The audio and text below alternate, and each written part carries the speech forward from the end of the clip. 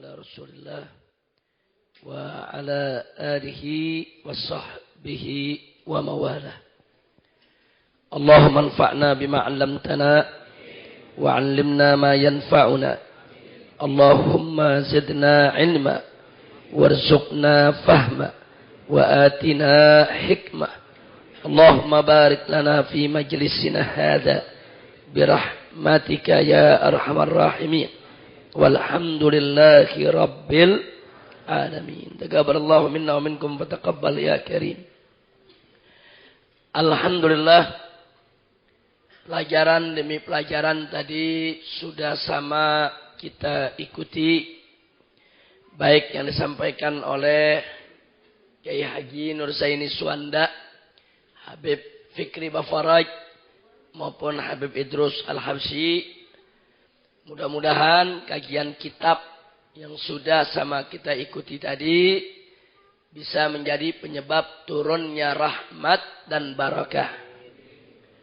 Kemudian ceramah demi ceramah tadi sudah sama kita dengarkan. Tadi dari Ustadz Abdurrahman Jailani, Ustadz Selamat Ma'arif. Mudah-mudahan apa yang beliau telah sampaikan kepada kita bisa menambah wawasan kita sekaligus bisa menjadi motivasi buat kita untuk meningkatkan iman dan takwa kita kepada Allah Subhanahu wa ta'ala. Nah, ahiba'il kiram, menarik tadi yang sudah disampaikan oleh guru-guru kita, ustadz-ustadz kita.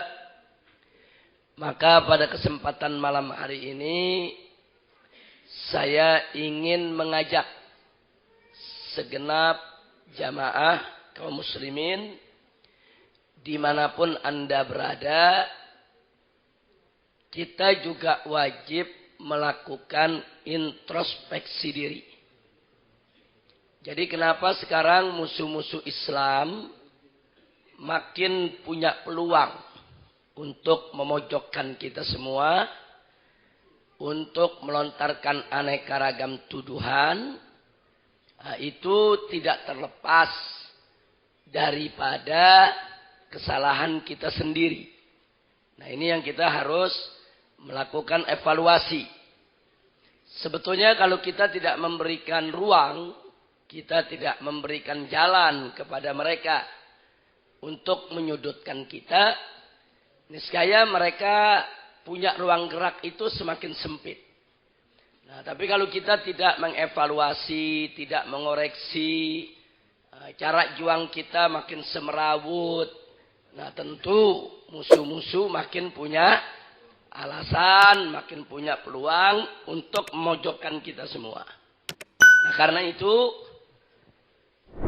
saya selalu ingatkan kepada segenap jamaah kaum muslimin dimanapun Anda berada, jangan lupa dalam beragama ini kita harus berilmu. Tidak bisa kita beragama tanpa ilmu. Kita beragama ini harus dengan ilmu. Kita mau menegakkan sholat harus dengan ilmu.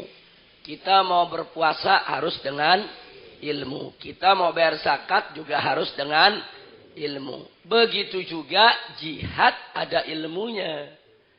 Nah, jadi bukan jihad tanpa ilmu. Sholat tanpa ilmu nggak bakal sempurna. Puasa tanpa ilmu bisa nggak diterima. Zakat tanpa ilmu bisa tidak tepat sasaran. Begitu juga jihad tanpa ilmu itu akan berakibat fatal. Jadi begitu ada pelaku-pelaku yang melakukan kejahatan mengatasnamakan jihad, nanti akhirnya musuh-musuh Islam menuduh, ya begitulah wajah Islam. Begitulah muka Islam. Begitulah jenis Islam. Nah, ini harus kita luruskan ya ikhwan. Nah, karena itu berkali-kali saya katakan, jangan ngawur. Jadi dalam perjuangan itu semua ada aturan. Jadi nggak main bunuh, nggak main menghalalkan darah orang lain, saudara. Nah, ini kita harus introspeksi diri. Nah, maka itu saya ingatkan sekali lagi, yuk mari kita beragama dengan ilmu. Nah, karena al-ilmu imamul amali wal amalu tabi'uhu. Ilmu itu adalah imam daripada amal perbuatan. Nah, sedangkan amal perbuatan adalah makmumnya. Saya berikan contoh beberapa fakta sejarah. Mari kita lihat. Ada seorang kafir, yaitu Abdullah ibn Ubay ibn Salul. Ini biangnya munafik. Para sahabat Nabi sepakat. Orang ini harus dihabisi. Orang ini harus dibunuh. Jadi sepakat para sahabat Nabi, ini orang darahnya halal untuk ditumpahkan. Tapi para sahabat tidak sembrono main bunuh. Nah, untuk membunuh yang bersangkutan, tentunya para sahabat harus mempertegas dulu izin dan restu dari Nabi. Nah, jadi begitu Sayyidina Umar mengatakan kepada Nabi, datang Sayyidina Umar kepada Nabi, ya Rasulullah, da'ni an aqta'a ra'sah. Itu izinkan aku atau biarkan aku, lepas saja aku untuk aku tebas kepalanya. Artinya Sayyidina Umar sudah melihat ada alasan untuk membunuh yang bersangkutan. Sayyidina Umar sudah melihat ada sebab-sebab yang bersangkutan itu memang sudah halal darahnya untuk ditumpahkan. Tapi apa jawab Nabi? Ya Umar, kalau kau bunuh dia, lalu bagaimana nanti kalau orang-orang mengatakan inna Muhammadan yaqtulu ashabah, bahwa Muhammad itu membunuh sahabatnya sendiri. Loh, kenapa begitu? Karena Abdullah ibn Ubay ini dia munafik. Nah, artinya munafik, kalau lagi sholat Nabi kumpul, pura-pura ikut sholat. Nabi lagi duduk majelis, ikut kumpul di majelis. Nanti Nabi mau perang, ikut mau perang. Tapi di belakang itu semua, saudara dia banyak menjelekkan Nabi, menjelekkan syariat, menjelekkan kaum muslimin. Dan hampir semua orang tahu. Tapi sungguh pun begitu, di mata orang kafir yang di luar Islam. Mereka melihat Abdullah ibn Ubay itu ya temannya Muhammad. Orang-orang kafir nggak ngerti mana mukmin mana munafik. Orang kafir di luar Islam taunya orang itu termasuk sahabat Muhammad. Nah kalau Nabi bunuh, apa kata orang kafir? Wah gile Muhammad. Teman sendiri disikat. Teman sendiri dihabisi. Nah itu jadi pertimbangan Nabi. Nah jadi dalam mengambil keputusan orang ini boleh dibunuh atau tidak dibunuh, Nabi hati-hati mengambil keputusan. Nabi akan mempertimbangkan dulu dampaknya. Nah, kira-kira nih dampaknya bagaimana kalau dibunuh? Oh, nanti orang kafir akan mengatakan Muhammad membunuh sahabat sendiri. Ini citranya jadi jelek buat Islam. Nah, karena citranya jelek, Nabi tahan. Nah, begitu juga Abdullah ibn Ubay ini pengikutnya banyak di Madinah. Andai kata dia dibunuh, nah nanti pengikut-pengikutnya ini tentu akan melakukan kerusakan-kerusakan di tengah masyarakat. Nah ini juga perlu dicegah oleh Nabi. Nah jadi kita bisa lihat, kadang-kadang ada orang-orang tertentu yang sebetulnya secara fikih sudah halal darahnya ditumpahkan. Tapi dari segi dakwah, belum tentu boleh untuk dibunuh, ya ikhwan. Makanya ada fiqhul ahkam, ada fikih yang bicara tentang hukum halal haram, ada fiqhul dakwah, ada fikih strategi yang dilihat untuk kepentingan dakwah. Nah, hal-hal semacam ini sekali lagi harus menjadi pertimbangan. Nah, makanya nggak bisa di tengah masyarakat ada kelompok-kelompok yang mengambil hitam putih, wah kalau orang kafir pokoknya semuanya halal darahnya untuk ditumpahkan. Yang berbeda pendapat pokoknya semuanya halal, boleh dibunuh. Ini ajaran tidak sesuai dengan apa yang diberikan petunjuk oleh Nabi Muhammad sallallahu alaihi wasallam. Nah, jadi sekali lagi, saudara, ada hal-hal yang perlu diluruskan. Jadi intinya, Ahlus Sunnah wal Jamaah punya prinsip pertama, kita tidak boleh mengkafirkan sesama muslim. Itu dipegang kuat. Yang kedua, kita tidak boleh memulai untuk mengobarkan perang. Jadi Islam itu tidak mengajarkan kita untuk mengobarkan perang. Tapi kalau kita diserang, kalau kita diganggu, maka haram kita mundur melarikan diri dari medan perang. Nah, tolong itu dijaga baik-baik. Nah, jangan lagi aman, lagi tenang, kita sendiri yang memulai perang, kita sendiri yang memulai mengobarkan perang, dan seterusnya. Begitu juga, itu kita bicara dalam jihad. Kita bicara dalam amar ma'ruf nahi munkar. Saya berkali-kali pernah mengatakan dalam majelis, kalau kita nahi munkar, kemungkarannya sudah bisa dicegah, cukup. Jangan mengambil langkah berkelebihan. Umpama ada orang berjudi, terus kita pelototi, dia berhenti, nggak judi lagi, selesai. Nggak perlu kita tempeleng orangnya. Nah, itu namanya berlebihan. Kalau dipelototi cukup, kenapa mesti ditempeleng? Nah, jadi jangan, nggak boleh berlebihan. Kalau kita bentak ini sekali, bentak, bubar, dia bubar, selesai.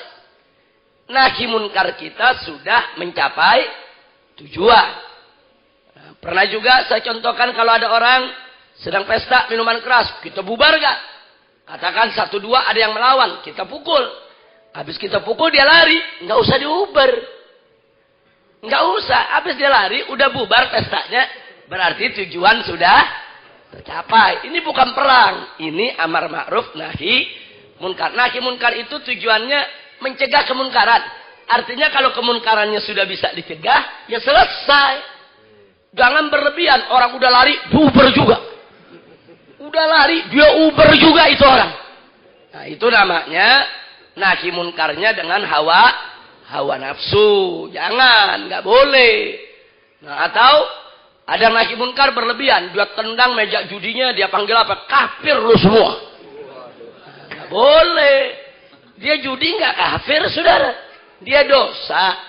Nah, jangan kita kafirkan. Nah, ini mulut juga dijaga. Jadi kita mencegah orang berbuat munkar, kita melakukan kemunkaran yang lebih besar.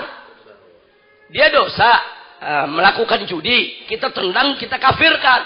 Kita dosanya lebih gede. Karena mengkafirkan orang itu bukan dosa kecil itu. Nah, makanya jaga. Makanya tadi saya katakan, beragama itu harus dengan ilmu. Sholat dengan ilmu, puasa dengan ilmu, zakat dengan ilmu, amar ma'ruf dengan ilmu, nahi munkar dengan ilmu, jihad dengan ilmu, apalagi dakwah wajib dengan ilmu. Nggak boleh dakwah nggak pakai ilmu, saudara. Makanya kalau kita lihat ayat dakwah dalam Al-Quran, faqala ta'ala ud'u ila sabili rabbika bil hikmah. Ajaklah ke jalan Tuhanmu, berdakwahlah ke jalan Tuhanmu bil hikmah, dengan hikmah. Apa itu hikmah? Hikmah itu artinya al ilmun nafi, ilmu yang manfaat. Jadi ud'u ila sabili rabbika bil hikmah, tafsirnya dakwahlah ke jalan Tuhanmu dengan ilmu yang manfaat. Nah, jadi dakwah disuruh pakai ilmu. Kalau nggak ada ilmu jangan cerita dakwah, saudara. Dakwah itu harus dengan ilmu. Hisbah harus dengan ilmu. Jihad harus dengan ilmu.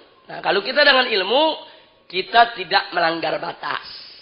Nah, jadi ingat, dakwah tanpa ilmu akan melanggar batas. Hisbah tanpa ilmu akan melanggar batas. Jihad tanpa ilmu juga akan melanggar batas. Bukan hanya melanggar batas, memberikan peluang kepada orang-orang yang anti syariat untuk nyerang kita. Tuh, begitu kan tuh dakwahnya. Tuh begitu tuh Islam tuh dakwahnya tuh. Nah, karena kesalahan dari kita sendiri. Tuh begitu tuh hisbahnya tuh. Menhantam, ngafir-ngafirin orang. Nah, karena kesalahan dari kita sendiri. Begitu tuh jihadnya tuh, bunuh orang tuh. Orang nggak salah apa-apa dibunuh sama dia. Nah, ini jadi merusak citra Islam. Nah, jadi tolong sekali lagi, ilmu ini penting. Saya ingatkan sekali lagi, ilmu ini penting. Kita lihat sekarang. Ilmu yang saya maksud di sini tentunya ilmu agama. Bukan ilmu dunia, bukan. Jadi kalau ilmu dunianya tinggi, dia insinyur, dia dokter, nggak menjamin dia tidak tersesat jalan. Buktinya sekarang kita lihat aliran Gavatar. Itu yang ikut ada insinyur, ada dokter, ada profesor. Nah, coba kita lihat, nggak menjamin. Lah kok dokter bisa ikut tersesat? Lah kok insinyur bisa tersesat? Dia belajar ilmu dunia saja, dia tidak belajar ilmu agama. Nah, maka itu ilmu dunia Anda boleh tuntut setinggi langit.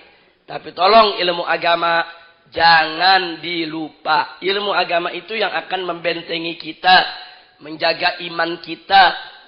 Nah, jadi kita lihat bagaimana Gavatar bisa merekrut dokter, bisa merekrut insinyur, bisa merekrut pengusaha, bisa merekrut wartawan.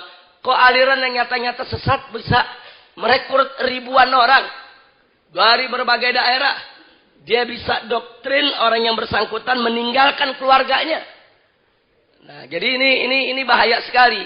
Jawabnya kenapa bisa begitu? Karena mereka tidak punya ilmu yang manfaat. Nah, makanya hati-hati. Jangan kita merasa, wah saya sih iman saya kuat, nggak bakal terpengaruh dengan aliran sesat. Belum tentu. Kalau ilmu kita tidak manfaat. Ingat, ilmu nafe. Jadi bukan ilmu aja. Kadang-kadang orang yang berilmu pun bisa bersesat. Orang berilmu bisa tersesat kalau ilmunya tidak manfaat. Jadi nah kalau orang yang punya ilmu agama aja bisa tersesat, apalagi yang nggak punya ilmu agama. Ini yang belajar ilmu agama, kadang-kadang lulusan Universitas Islam Negeri, kadang-kadang lulusan universitas di luar negeri bisa tersesat.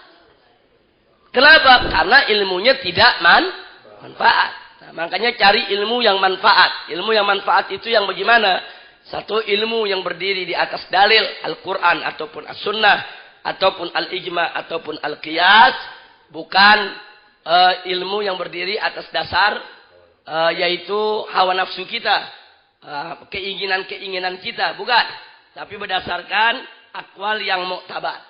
Jadi kalau ilmu yang manfaat itu adalah ilmu yang kita tuntut, ilmu agama yang betul-betul berdiri atas dasar dalil syar'i yang bisa dipertanggungjawabkan. Itu yang pertama. Yang kedua, ilmu itu kita amalkan. Nah, jadi kalau ilmu kita tidak amalkan, maka ilmunya tidak akan manfaat. Jadi jangan kaget. Kalau sekarang ada profesor, doktor, kiai, haji, ngomongnya ngawur. Saudara, kenapa? Nggak manfaat ilmunya. Nggak manfaat ilmunya. Nah, maka itu tolong sekali lagi, yuk mari kita beragama dengan ilmunya yang manfaat. Insya